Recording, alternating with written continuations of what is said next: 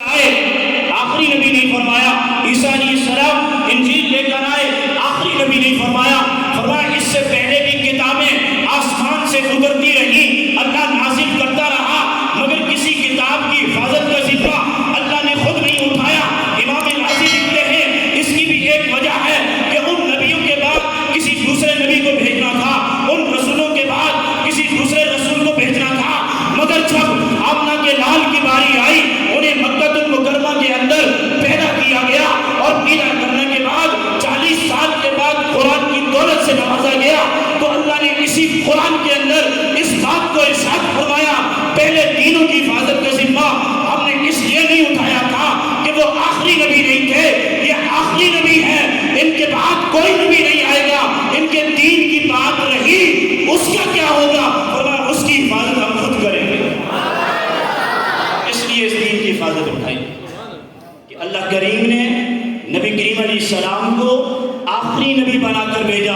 اور یہ ضروری ہوا کہ آخری نبی کا جو دین ہے وہ قیامت تک باقی رہے گا، یہ ہمارے لیے مکمل ضابطۂ حیات ہے، اس میں کوئی کمی نہیں ہونی چاہیے، کوئی پیشی نہیں ہونی چاہیے۔ یہی وجہ ہے کہ مفسرین کرام لکھتے ہیں سابقہ ادیان بھی اللہ کے تھے، قرآن بھی اللہ کا تھا، مگر سابقہ ادیان کے بعد دین مصطفیٰ نے آنا تھا، اللہ نے کسی کی حفاظت کا ذمہ نہیں اٹھایا، مگر قرآن کے نزول کے بعد سلسلہ نبوت اور سلسلہ رسالت کو بند کر دیا گیا، اب قیامت تک ایک ہی دین ہے اور وہ قرآن کی صورت میں ہے، اس کی حفاظت کا ذمہ بھی اللہ نے خود اٹھا دیا،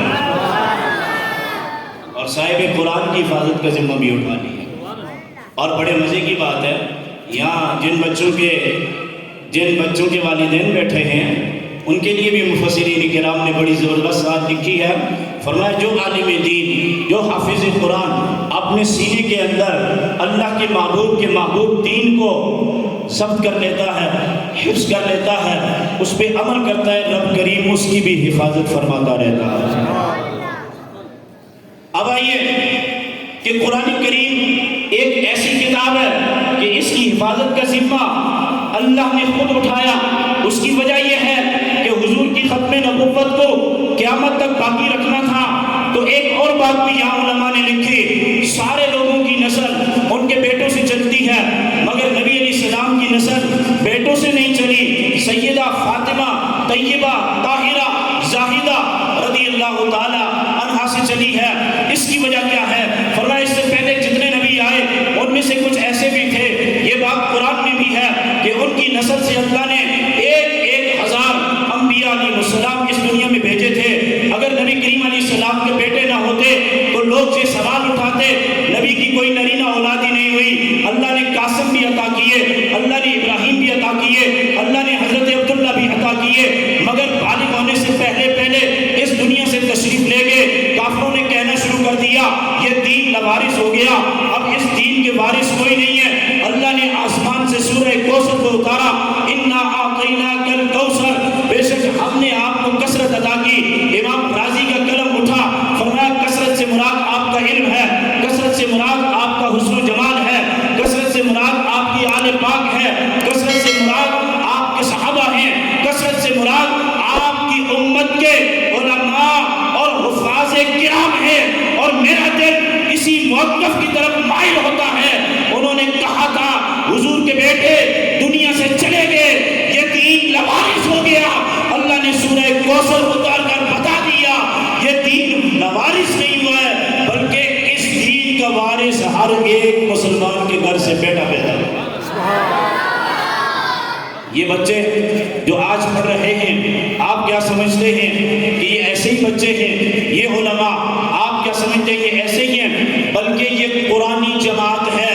اللہ نے حفاظت کا ذمہ خود اٹھایا۔ اب اللہ نے زمین پہ آ کر معاذ اللہ کوئی ایسی بات تو ہے نہیں کہ قرآن کی حفاظت کرنی ہے، اس میں کمی واقع نہ ہو، اس میں پیشی واقع نہ ہو، اس میں یہ نہ ہو، اس میں وہ نہ ہو، تو اللہ کریم کی ایک سنت مبارکہ ہے، اور وہ آپ کی سنت یہ ہے کہ اللہ نے قرآن سے اس دین کو آسمان سے نازل کیا اور اس کی حفاظت کا ذمہ،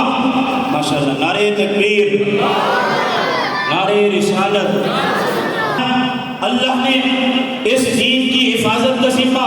خود لیا، تو اب اس کی حفاظت کیسے ہو رہی ہے؟ سب سے پہلے اس قرآن کا محافظ صدیق اکبر ہے، اس کے بعد اس قرآن کا محافظ عمر بن خطاب ہے، اس کے بعد اس قرآن کا محافظ عثمان بن عفان ہے، اس کے بعد اس قرآن کا محافظ علی بن ابی طالب ہے، اس کے بعد اس قرآن کا محافظ امیر معاویہ ہے۔ اللہ نے اس دین کو اپنے نبی کے سینے پہ نازل کیا، حفاظت کا ذمہ خود اٹھایا، نبی نے اپنے منصب کو پایہ تکبیر تک پہنچایا، اور جب نبی کریم علیہ السلام دنیا سے جانے لگے تو سورۃ النصر کی ان آیات کو پڑھتے ہوئے دنیا سے رخصت ہو گئے، اور یہ دین صحابہ کرام کے حوالے کر کے چلے گئے۔ صحابہ نے یہ دین تابعین کے حوالے کیا، انہوں نے تبع تابعین کے حوالے، قیامت تک یہ دین سینہ بسینہ چلتا رہے گا۔ تو قرآن کی حفاظت کا مطلب یہ ہے کہ اللہ حفاظت کروا رہا ہے۔ کس سے کروا رہا ہے؟ ہمارے علماء سے کروا رہا ہے، ہمارے حفاظ سے کروا رہا ہے، ہمارے قراء سے کروا رہا ہے۔ تو آپ کہہ سکتے ہیں آج کے دور میں جو بچے مدارس سے دین اسلام کی تعلیم حاصل کر کے نکلتے ہیں، اصل میں انا نحن نزلنا الذکر وانا لہ لحافظون پر عمل کر رہے ہیں، اور یہ وہ حزب اللہ ہے، اللہ کی جماعت ہے جس کو اللہ نے زمین پر پھیلا دیا